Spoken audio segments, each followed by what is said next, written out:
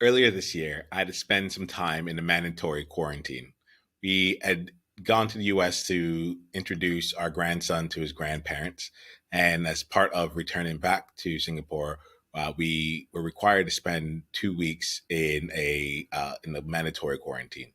And it was overall something that I ended up working out fairly well. We ended up getting adjoining rooms. We split our work times, and we really just actually came together as a family. In fact, the way that we created it, we would call it our 14-day government mandated family retreat. And while I had thought it was going to be pretty harrowing throughout the experience, it actually worked out fairly fine. In fact, the moment that brought me the most anxiety, the most dread, was actually on the day that we were leaving. And we got a text that said, "We're clear to go." And it was like, I read the text, and in that moment, my heart started to flutter. My heart started to flutter. My palms felt a bit sweaty. And I looked at Nicole, my wife, and I was just like, I don't know if I'm ready to go. I don't know if I'm ready to go from quarantine for real. And yet at the same time, that's what I had felt. And I'd actually felt a very similar sensation a few months earlier when we came out of the circuit breaker period in Singapore back in the summer of 2020.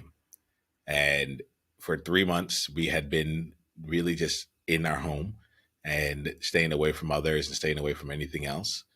And then the restrictions were lifted, and we had a chance to go out to dinner, go out and meet with friends, so on and so forth.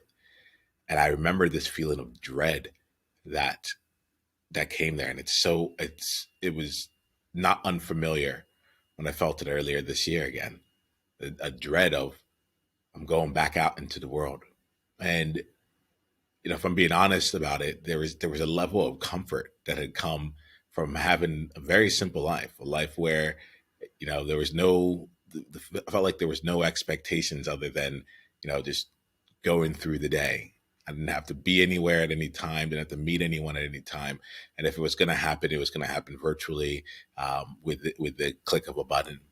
Um, and the dread, I had a chance to talk to a friend of mine a few weeks later, and in our discussion, we it came up. It came up that while there were things opening up in the U.S., there wasn't actually any excitement on her behalf to move forward. We weren't necessarily sure, like, and we talked about the dread that was there.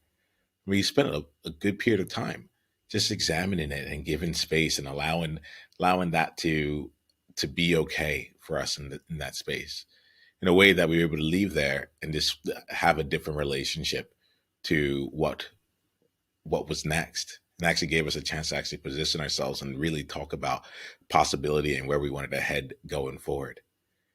We left that conversation realizing that it was an important and meaningful one. And so we want to make that the basis of an upcoming World Joy conversation. This conversation that's all around what's next, but also acknowledging the the feelings that come with returning back to a quote unquote normal world, whatever that normal happens to be.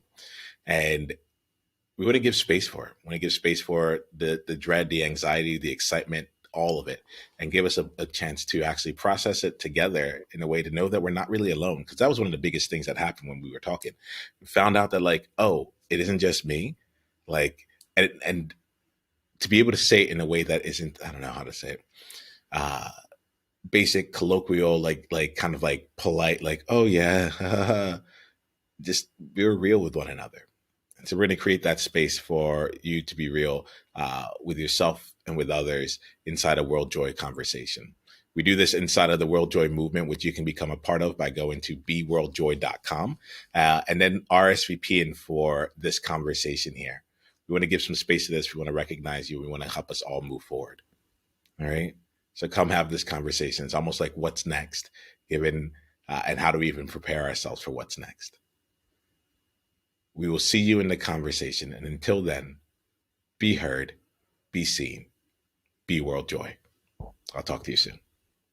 Hey, Niiamah here. Hit the subscribe button if you haven't yet, and then go ahead and leave one of your insights from today's video in the comments below.